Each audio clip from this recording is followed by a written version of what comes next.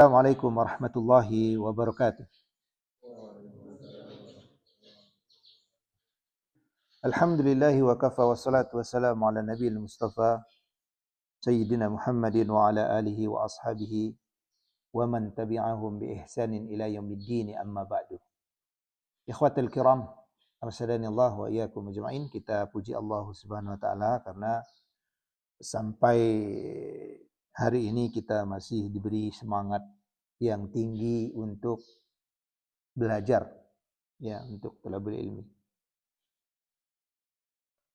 Pada kesempatan hari ini, ya, ada sesuatu yang akan kita sampaikan tentang hari raya besok, ya. Kenapa?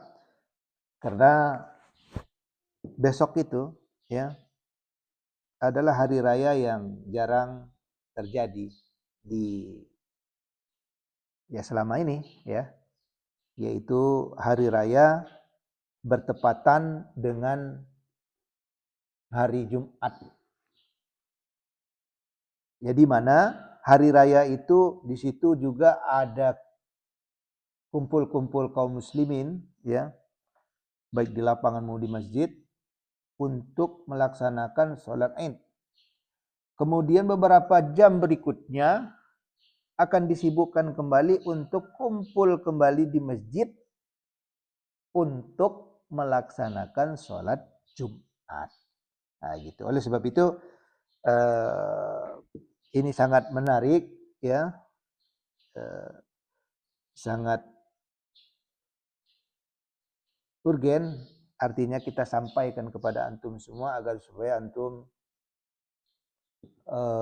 nyaman nanti ketika melaksanakan lebaran tersebut, ya, terlebih yang berkaitan dengan sholat Jumat dengan sholat Id ini. Jadi memang banyak timbul, ya, pertanyaan, ya, baik di secara langsung maupun di media sosial, ya, tentang hari raya yang bertepatan dengan hari Jumat ini, yang berkaitan tentang sholatnya. Apakah tetap melaksanakan sholat Jumat atau tidak? Begitu. Ternyata ikhwah arsyadani Allah wa iyyakum ajma'in, dalam permasalahan ini, ya, itu terjadi ada 3 pendapat di kalangan ulama ahli sunnati wal jamaah tentang hukum, ya, sholat Jumat, ya, yang bertepatan dengan hari raya baik Idul Fitri maupun Idul Adha. Ya. Jadi perlu diketahui oleh kita semua bahwa para ulama Ahlus Sunnati wal Jamaah berbeda pendapat di dalam masalah ini. Ulama yang berbeda pendapat. Ya. Siapa ulama? Ya, mereka-mereka, ya, yang paham betul terhadap Al-Quran, paham betul terhadap sunnah, ya, paham betul terhadap aqwalus salaf, ya, paham betul terhadap kaidah-kaidah fikih, ya, paham betul terhadap bahasa Arab dan seterusnya dari syarat-syarat bisa dikatakan sebagai ulama. Nah, mereka berbeda pendapat, ya. Setidaknya mereka berbeda pendapat di dalam urusan ini, ya, ini terbagi menjadi 3 pendapat. Nah, pendapat yang pertama, yakni mereka yang mengatakan bahwasanya, ya, apabila hari raya itu terjadi pada hari Jumat, maka tetap wajib bagi kaum muslimin, khususnya bagi laki-laki, untuk tetap melaksanakan sholat Jumat. Ya. Artinya ikhwani fiddin arsyadani Allah wa iyyakum ajma'in, ya, kewajiban sholat Jumat itu tidak gugur, ya, meskipun ya terjadi hari raya di hari tersebut. Dan pendapat inilah ya yang dianut oleh siapa? Abu Hanifah rahimahullahu taala. Ya, ini adalah mazhab dari Abu Hanifah, ya. Demikian juga mazhab dari Imam Malik, ya, yang kita kenal keduanya adalah ya dua orang ulama ya mazhab yang terkenal dari ya 4 ulama mazhab yang kita ketahui. Dan ini juga ya adalah mazhab yang dianut oleh yang dipilih oleh Ibnu Munzir, ya demikian juga Ibnu Hazm, ya demikian juga Ibnu Abdul Bar. Ya. Nah, pendapat ini ya merujuk kepada dalil umum ya dari firman Allah Subhanahu wa taala, ya ayyuhalladzina amanu idza nudiya lis-salati min yaumil jum'ah fas'au ila dzikrillahi wa zarul bai'. Ya.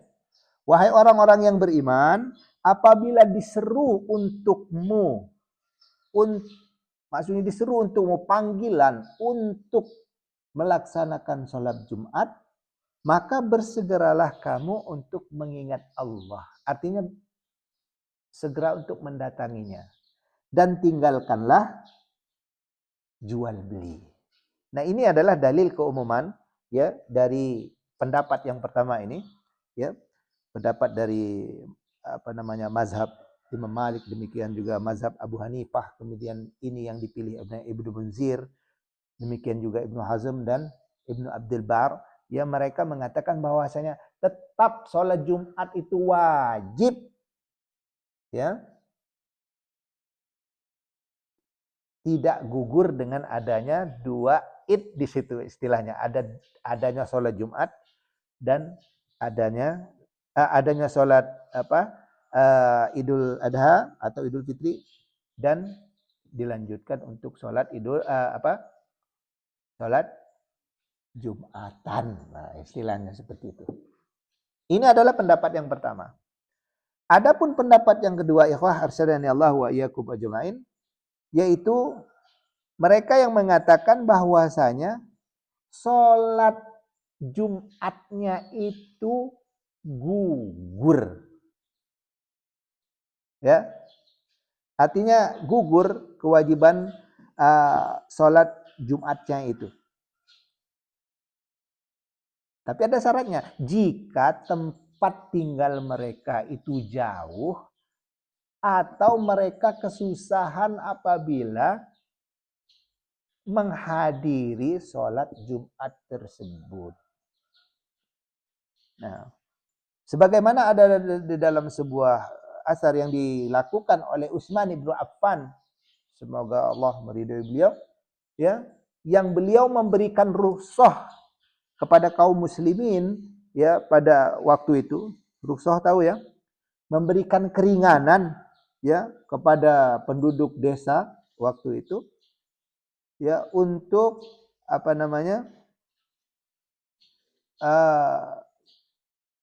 di mana beliau membolehkan bagi mereka yang ingin menunggu setelah sholat id, kemudian menunggu untuk sholat Jumat. Dan beliau juga memperbolehkan jika memang ada yang mau pulang. Artinya tidak melaksanakan sholat Jumat. Ya. Gitu. Nah, ini adalah pendapat dari Imam Syafi'i rahimahullahu taala. Ya, jadi pendapat Imam Syafi'i, dan ini narasikan di Al-Majmu', ya, Sarul Muhadzab, ya, bahwasanya ya salat Jumatnya itu gugur, ya, kewajibannya, ya, jika salat Jumatnya itu menyusahkan. Ya, sebagaimana saya sampaikan tadi bahwa ada sebuah asar, ya, tentang rusuhnya keringanan yang diberikan oleh sahabat Utsman ibn Affan, semoga Allah meridai beliau, ya, yang memperbolehkan bagi penduduk desa kalau memang mau menunggu sampai sholat Jumat dilaksanakan silahkan, tapi kalau ada yang mau pulang ya silahkan. Nah, begitu. Ini adalah pendapat yang kedua yang dianut oleh siapa? Imam Asy-Syafi'i rahimahullahu taala. Dan pendapat yang ketiga di dalam permasalahan ini yaitu, ya, pendapat yang mengatakan bahwa sholat Jumatnya itu gugur. Ya. Sholat Jumatnya itu gugur bagi mereka yang menunaikan sholat Id paginya. Jadi kalau sudah sholat Id, maka gugur, ya, untuk menghadiri sholat Jumat. Dan sholat Jumat tersebut hanya dihukumi sunnah saja apabila mereka ingin menghadirinya. Tapi bagi yang tidak sholat Id, tetap untuk hadir di sholat Jumat tersebut. Nah, dan ini adalah, ya, mazhab, ya, pendapat dari mazhab Hanabilah, ya. Artinya mazhabnya Imam Ahmad rahimahullah taala. Ya, demikian juga ini yang dikuatkan oleh Syekhul Islam Ibn Taimiyah rahimahullah taala. Kemudian Syekh bin Baz juga demikian, Syekh Utsaimin juga demikian.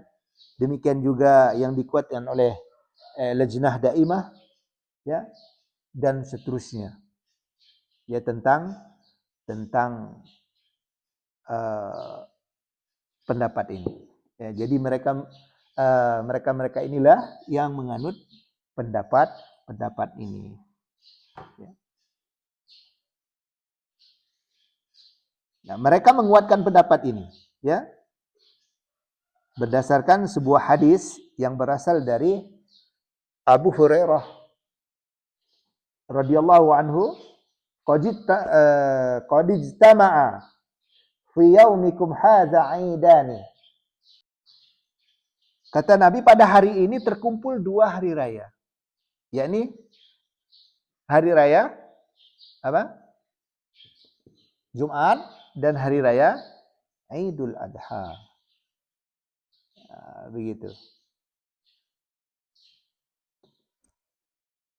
Maka barang siapa yang ingin, ya, sesungguhnya tidak wajib Jumat baginya. Tetapi kata Nabi, kami tetap akan melaksanakannya. Nah, ini adalah dalil, ya, yang dipakai yang menunjukkan bahwa orang yang telah menunaikan sholat, ya, baik Idul Fitri maupun Idul Adha, maka boleh bagi mereka untuk tidak sholat Jumat. Artinya, ya, gugur sholat Jumatnya. Meskipun kalaupun dia ikut sholat Jumat, maka itu lebih bagus. Contoh besok, ya, kita udah sholat Id nih, kemudian siangnya ada dilaksanakan lagi, ya, oleh kaum muslimin di desa-desa kita untuk sholat Jumat lagi. Nah, maka itu lebih bagus bagi kita untuk hadir kembali, ya, menghadiri sholat Id yang kedua yaitu apa?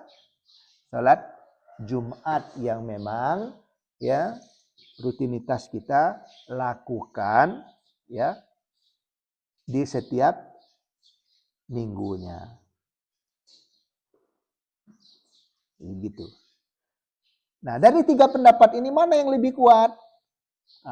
Ini perlu apa? Ya, artinya perlu ditarjih ya istilahnya. Jadi yang paling nyaman menurut kami ya bahwa berdasarkan dalil ya, baik tadi kan dalil umum yang dipakai, ada juga dalil khusus ya. Maka yang paling nyaman wallahu alam bisawab ya adalah pendapat yang ketiga ini. Ya. Pendapat yang mengatakan bahwa salat Jumatnya gugur bagi kita yang sudah melaksanakan salat Id di pagi harinya. Ya.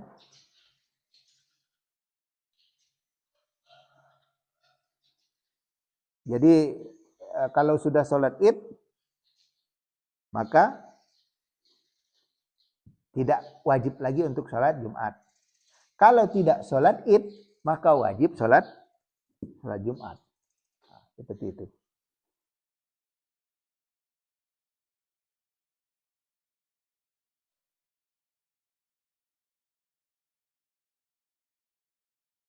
Jadi kita pilih karena pendalilan dari pendapat yang ketiga ini adalah pendapat yang lebih khusus. Ya.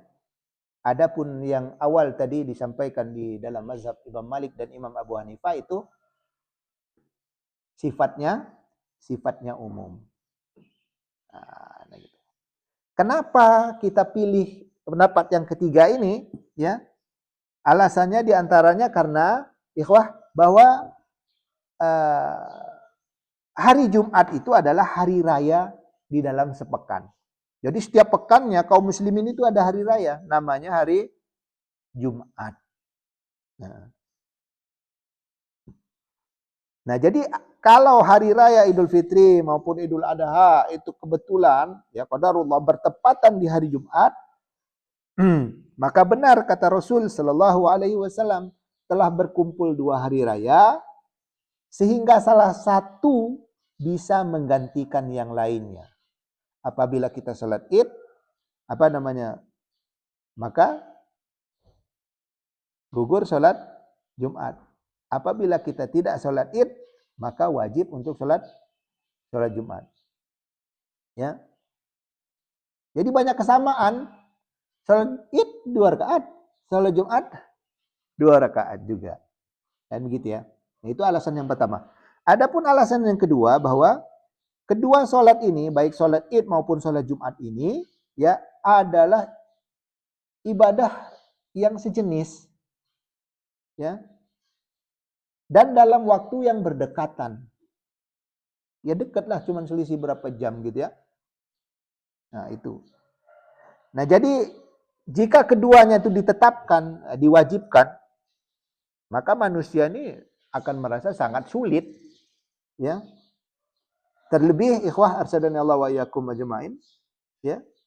Apabila ada memang suatu daerah yang memberlakukan bahwa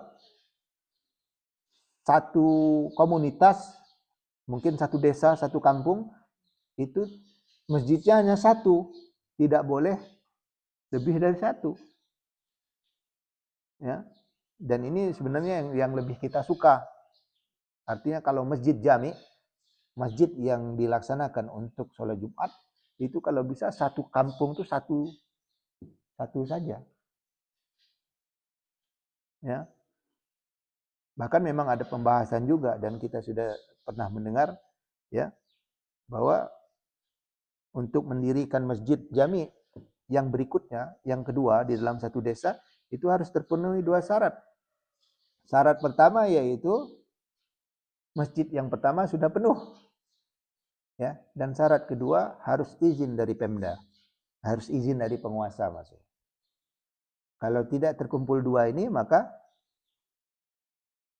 belum layak disebut masjid jami.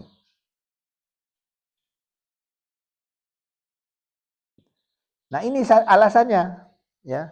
Nah, kalau kedua-duanya, kata pendapat yang ketiga, dijadikan sebagai apa? Uh, dijadikan apa? Wajib, maka sangat sangat menyulitkan sekali, ya. Sangat menyulitkan sekali bagi kaum muslimin. Padahal hari raya itu seharusnya bukan untuk sulit-sulit. Hari raya untuk apa? Untuk bersenang-senang. Ya. Hari raya itu, terlebih hari raya Idul Adha ini, tempatnya apa? Tempatnya untuk uh, tempatnya untuk menyembelih binatang, tempatnya untuk saling berbagi hadiah, ya, dan tempatnya untuk makan-makan, ya kan? Nah, oleh sebab itu uh, apa namanya? Ini sebagai alasan menguatkan pendapat yang ketiga itu. Nah, sedangkan pendapat yang menyebutkan bahwa wajib, ya, dan tidak gugur sholat Jumatnya, sebagaimana pendapat yang pertama tadi yang sudah kita kemukakan. Nah, ini adalah apa namanya? Hanya ya sekedar berdalil dengan dalil keumuman ayat tadi. Ya, jika diserukan untuk sholat, ya, Jumat, panggilan sholat Jumat, maka penuhilah panggilan tersebut. Kan begitu. Nah, ini dalil umum. Tapi ini ya kita anggap ya dalil lemah. Ya, kenapa? Karena ya adanya dalil-dalil yang mengkhususkannya. Sebagaimana tadi sudah kita jelaskan, ya, argumen yang disampaikan oleh mereka yang berpendapat dengan pendapat yang ketiga tadi. Ya. Dan yang keempat, ya, alasannya, ya, pendapat yang mengatakan bahwa rukhsah ada keringanan. Nah, ini kan khusus bagi mereka yang bertempat tinggal yang jauh. Ya. Tempat tinggal yang jauh, berkilo-kilo mereka itu kan mau melaksanakan sholat Jumat itu. Nah, ini yang disampaikan oleh siapa? Rukhsah yang disampaikan oleh sahabat Utsman bin Affan. Ya. Namun rukhsahnya Utsman bin Affan, ya semoga Allah meridhai beliau, ini tidak mengalahkan sabdanya Nabi Muhammad sallallahu alaihi wasallam, ya, yang memberikan rukhsah kepada siapapun yang sudah melaksanakan sholat Id. Nah, begitu ya. Namun ikhwah arsadani Allah wa iyyakum ajmain, ya, meskipun kita mengambil pendapat yang ketiga yang mengatakan bahwa gugur sholat Jumatnya, namun ya perlu diperhatikan bagi yang tidak sholat Jumat, ya, karena sudah melaksanakan sholat Id ini, maka tetap baginya ya wajib untuk melaksanakan sholat zuhur. Ya, gitu ya. Dan ini adalah pendapat yang terkuat.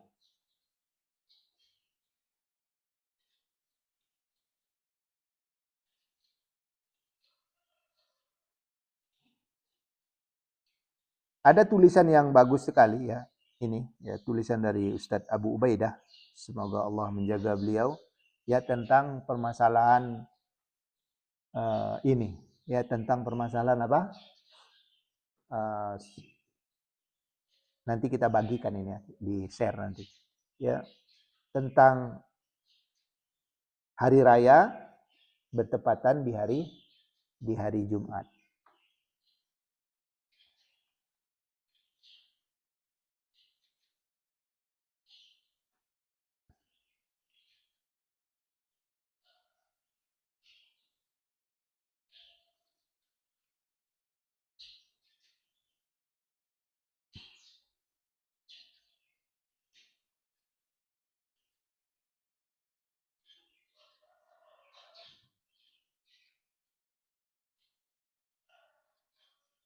Ya, semoga dipahami nih ya. Ya, semoga mungkin dipahami ya.